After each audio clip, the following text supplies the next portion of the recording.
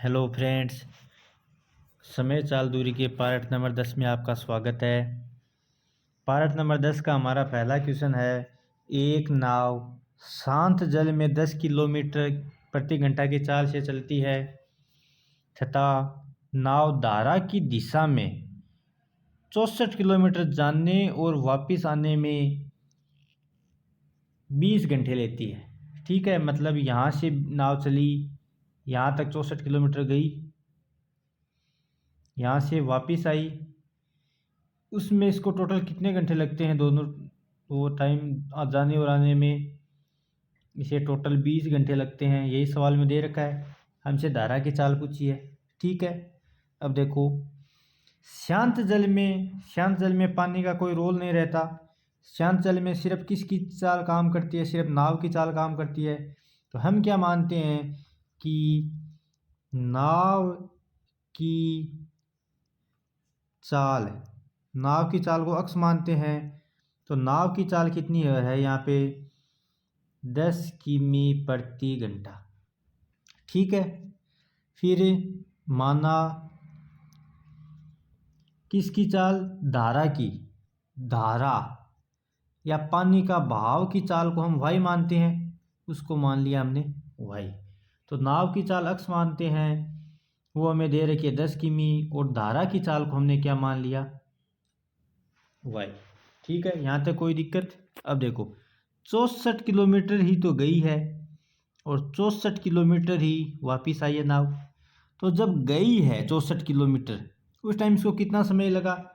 समय बराबर क्या होता है? दूरी बट्टा चाल। तो जाते टाइम दूरी तो इसकी 64 किलोमीटर है, जबकि जाते टाइम चाल क्या होगी? 10 किमी खुद की है और धारा की वाई। तो जाते टाइम इसकी चाल हो जाएगी 10 प्लस वाई। ठीक है, वापिस आते टाइम दूरी वही 64 किलोमीटर है और वापिस आते टाइम इसकी चाल क्या होगी? 10 थी।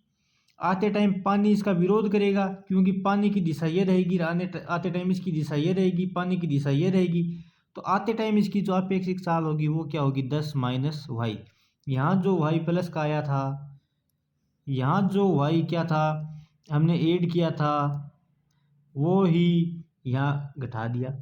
तो ये टाइम तो क्या है? इसको जाने में लगा है और ये टाइम इसको आने में लगा है, और जाने और आने में कुल टाइम कितना बता रहा है?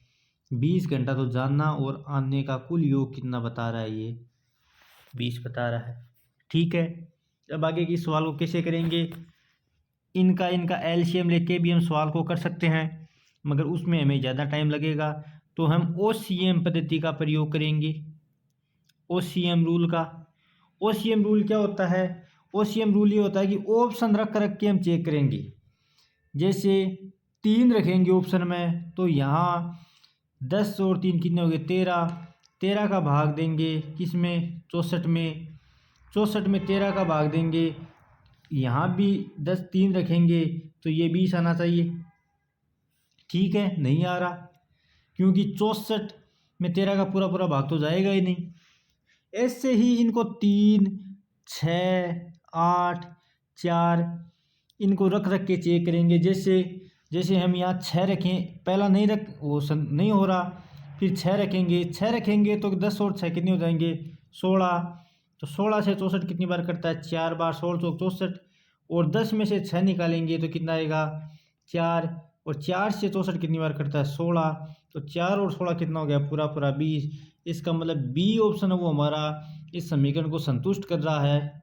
इसका मतलब जो धारा की चाल है, वो धारा की चाल क्या रहेगी? यहाँ धारा की चाल रहेगी 6 किलोमीटर प्रति घंटा। ठीक है, आ गया समझ में? अब नेक्स्ट सवाल की ओर आगे बढ़ते हैं।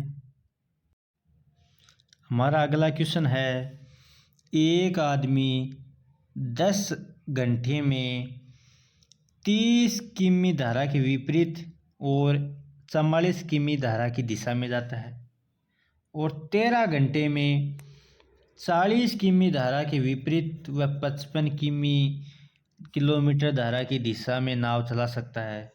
तो हमसे क्या पूछा है? धारा और शांत जल में आदमी की चाल पूछी है।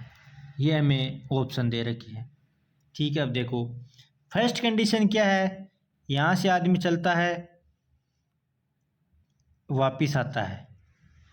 फर्स्ट कंडीशन में धारा के विपरीत कितना जाता है, 30 किमी, वापिस आता है 44 किमी, और टोटल टाइम इसको लगता है 10 घंटा। ठीक है।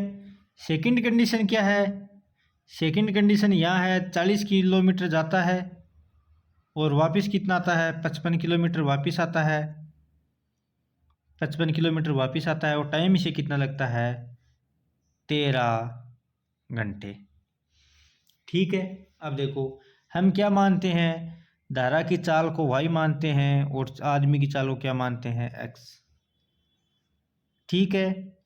ऊपर वाला विपरीत है, 30 किमी धारा के विपरीत, तो 30 किमी धारा के विपरीत मतलब विपरीत जाने में उसकी चाल क्या होगी, x माइनस वाई होगी, और 40 किलोमीटर धारा की दिशा में आने में उसकी चाल क्या होगी, प्लस होगी। इनमें जो समय लगेगा वो कितना है, 10 घंटा। ठीक है, इतना समझ में आ गया। सेकंड कंडीशन क्या है, 40 किलोमीटर धारा की विपरीत, तो 40 किलोमीटर धारा के विपरीत इसकी चाल क्या होगी, x माइनस वाई, और 55 किलोमीटर धारा की दिशा में इसकी चाल क्या होगी, x प्लस वाई। टोटल समय कितना लगेगा, टोटल समय इसको लग रहा है सेकंड कंडीशन में 13 घंटे, और ये क्या है, योग।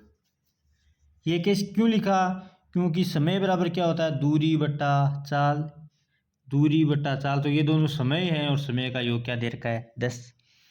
अब देखो आगे क्या करेंगे, ये जो एक समीकरण और समीकरण 2 है इनको सोल्व कर सकते हैं, इनसे भी हमें x और y के मान प्राप्त हो जाएंगे, मगर वो प्रोसेस लंबी होगी और उसमें हमें वक्त ज़्यादा लग जाएगा।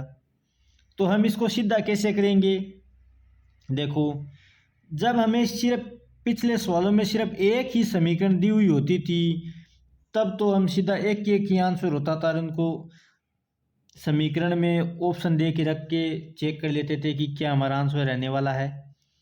मगर यहाँ समीकरण क्या है, 2 है। ठीक है, कोई दिक्कत नहीं। ये अब देखो, ये जो हमेशा याद रखना कि ऊपर जो 30, 44, 40, 55 है, इनके टुकड़े करने की कोशिश करना। जैसे 55 को क्या लिख सकते हैं हम, 11 गुणा 5। 44 को क्या लिख सकते हैं, 11 गुणा 4 लिख सकते हैं। 30 को क्या लिख सकते हैं, 10 गुणा 3 लिख सकते हैं। 40 को क्या लिख सकते हैं, 10 गुणा 4 लिख सकते हैं। ठीक है। अब देखो ये जो है दोनों जगह सेम है, तो नीचे सेम ही ऐसी संख्या आएगी जो इनको काट दे। जैसे यहाँ 4 और 7 है, तो x और y का योग करेंगे तो 4 और 7 का योग यहाँ 11 आएगा, 11 से ये भी कट जाएगा, 11 से ये भी कट जाएगा, तो x और y का मान 4 और 7 हो सकता है।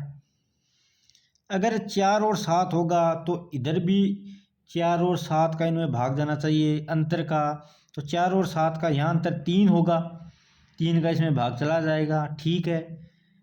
और यहाँ अंतर क्या होगा, 3 ही यहाँ होगा, मगर इसमें यहाँ भाग नहीं जाएगा, जबकि यहाँ एक पूर्ण संख्या है, मतलब यह ऑप्शन संतुष्ट नहीं कर रहा है।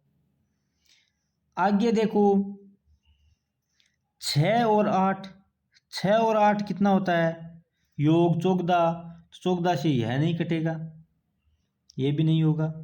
4 और 9 कितना होता है, 13, 13 से यह नहीं कटेगा, ये भी नहीं होगा, ये भी नहीं होगा।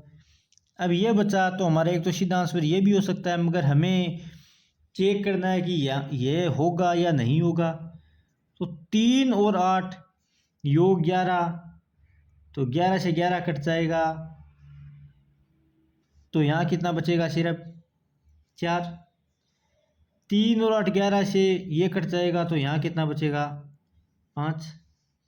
3 और 8 अंतर कितना होता है, 5। 5 का 30 में भाग जाएगा तो कितना आएगा, 6, और 5 का इसमें भाग जाएगा तो कितना आएगा, 8। तो यहाँ 6 और ये 4 का योग 10 आ रहा है, ठीक आ रहा है। 8 और ये 5 का योग 13 आ रहा है। इसका मतलब है इसका आंसर कितना होगा, 3 और 8। तो 3 किसकी चाल होगी, धारा की चाल, और 8 किसकी होगी, 8 होगी यहाँ शांत जल में आदमी की चाल। ठीक है।